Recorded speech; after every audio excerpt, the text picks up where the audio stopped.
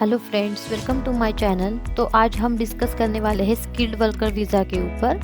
तो आज हम देखेंगे why skilled worker visa is so demanding in 2025। Second देखेंगे अगर आपको भी यूके में स्किल्ड वर्कर वीज़ा पे आना है तो how to apply step by step to skilled worker visa. और थर्ड देखेंगे और इस वीज़ा को अप्लाई करने के लिए एलिजिबिलिटी क्राइटेरिया क्या होता है। तो स्टार्ट करते हैं आज के वीडियो को। तो स्किल वर्कर वीज़ा ये एक इमिग्रेशन प्रोग्राम है बेसिकली, जिसके थ्रू यहाँ के employers attract skilled talent around all over the world. इसमें हम कवर करेंगे कि एग्जैक्ट प्रोसेस कैसे होती है, स्टार्ट टू एंड कैसे अप्लाई करना है, ये सब कवर करेंगे।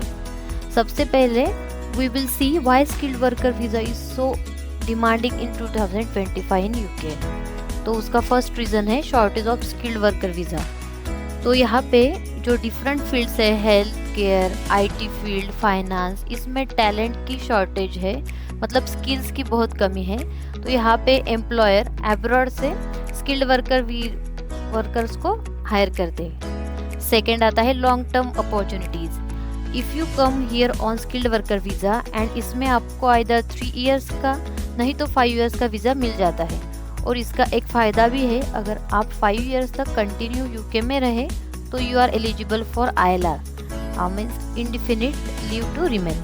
और उसके साथ साथ आपको डिपेंडेंट्स मतलब फैमिली को भी आपके साथ लेकर आ सकते हो। जितना वीज़ा आपको मिला है उतना ही उनको भी, मतलब आपके स्पाउस और चिल्ड्रन को भी मिलेगा। और dependent is eligible to work here on dependent visa which is really good reason to come here. और थर्ड पॉइंट है travel distance and quality of life. तो यूके में क्वालिटी ऑफ लाइफ बहुत अच्छा है, तो आप इजीली हेल्थ केयर और एजुकेशन सिस्टम को एक्सेस कर सकते हो। और उसके बाद आता है ट्रैवलिंग डिस्टेंस। तो यूके से इंडिया का जो ट्रैवलिंग डिस्टेंस है वो बहुत कम है as compare to Australia, Canada and USA। तो मतलब 7 to 8 आवर्स का फ्लाइट लेकर भी आप यहाँ पे आ सकते हो।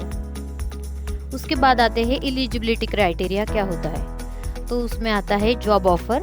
तो यहाँ पे आपको A रेटेड एम्प्लॉयर से एक जॉब ऑफर चाहिए होगा। तो A रेटेड का मतलब है वो एम्प्लॉयर जिनको यहाँ के गवर्नमेंट के थ्रू लाइसेंस प्रोवाइडेड है to hire people around the world.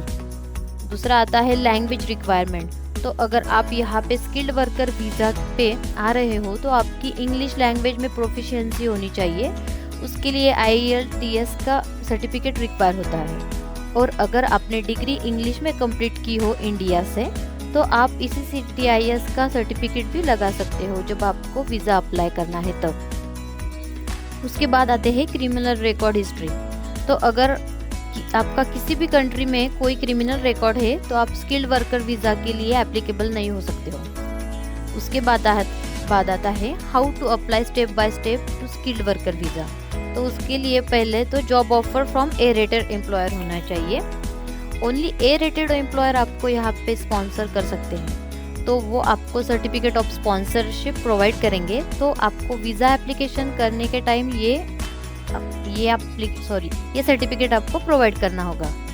आप बहुत सारी वेबसाइट्स के थ्रू जॉब एप्लीकेशन भी कर सकते हो, जैसे कि LinkedIn, total jobs, Indeed, monster, Glassdoor.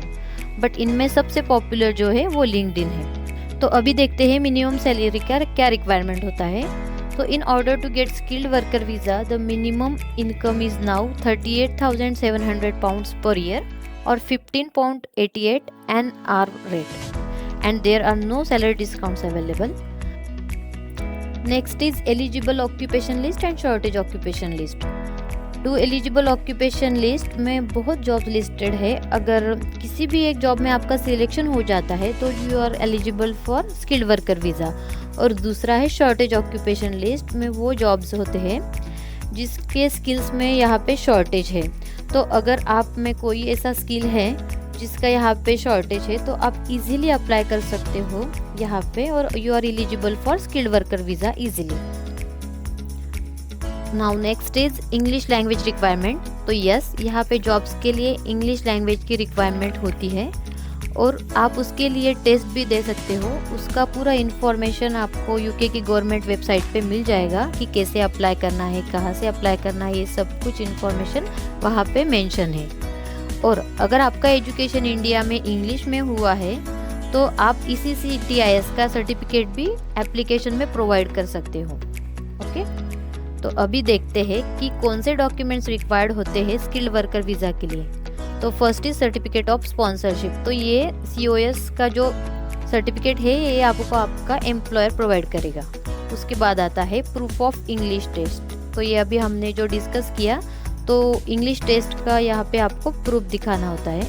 उसके बाद third is TB test report. अगर आप दूसरे कंट्री से आ रहे हो तो आपको TB का टेस्ट देना भी मैंडेटरी होता है स्किल्ड वर्कर वीज़ा के लिए। ओके, तो उसके बाद वैलिड पासपोर्ट, तो ये तो मैंडेटरी ही है। उसके बाद एडिशनल इन्फॉर्मेशन और एडिशनल डॉक्यूमेंट्स, तो you have to provide bank statement, और अगर आपके साथ डिपेंडेंट्स है उनका भी डॉक्यूमेंट्स आपको प्रोवाइड करना होगा। इसके साथ साथ आपको प्रूफ के लिए मैरिज सर्टिफिकेट और चाइल्ड का बर्थ सर्टिफिकेट भी प्रोवाइड करना पड़ सकता है। और next is criminal record check. अगर आपका किसी भी कंट्री में कोई क्रिमिनल रिकॉर्ड होगा तो वो भी आपको एप्लीकेशन में मेंशन करना पड़ सकता है। अभी डिस्कस करते हैं सबसे ज़्यादा इम्पोर्टेंट क्वेश्चन, जो कि है हाउ मच इट कॉस्ट। अगर आपके एम्प्लॉयर ने आपको स्किल्ड वर्कर वीज़ा स्पॉन्सर किया हुआ है तो you don't need to worry about anything, because employer का सॉलिसिटर्स के साथ टाई अप होता है। तो आपको सिर्फ सॉलिसिटर को डॉक्यूमेंटेशन प्रोवाइड करना पड़ता है। You don't need to pay anything. किसी किसी केस में ऐसा भी हो सकता है कि एम्प्लॉयर आपको सिर्फ सर्टिफिकेट ऑफ स्पॉन्सरशिप प्रोवाइड करे, तो आपको वीज़ा एप्लीकेशन आइदर सॉलिसिटर के थ्रू करना पड़ता है, नहीं तो आप खुद भी वो एप्लीकेशन कर सकते हो। ऐसे केस में आपको खुद का एप्लीकेशन और उसके साथ आपके जो इंडिपेंडेंट्स है जैसे कि स्पाउस और चिल्ड्रंस का भी एप्लीकेशन करना पड़ता है। आपका पार्टनर और आपके चिल्ड्रन आपको ज्वाइन कर सकते हैं during stay in the UK as your dependants if they are eligible, but you have to complete the separate application for each of them. तो अ डिपेंडेंट पार्टनर और child is any one of the following. तो first है your husband, wife, civil partner और unmarried partner, और second is your child under 18 including if they were born in the UK during your stay, and then third is your child over 18 if they currently have permission to be in the UK as your dependent। और अगर आपका visa care worker और senior care worker का है तो your partner and children cannot apply to join you or stay in the UK as your dependents unless you were employed as a care worker or senior care worker in the UK and on a skilled worker visa before 11 March 2024, and one of the following is true.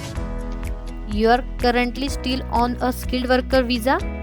Second is you are extending your skilled worker visa with your current employer and you are changing to a new job within the same occupation code while on a skilled worker visa.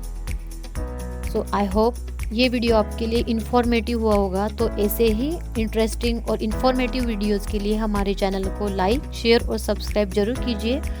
और अगर आपको कोई भी query होगी तो आप हमें comment करके पूछ भी सकते हो, हम डेफिनेटली आपको आंसर करेंगे। Okay, thank you.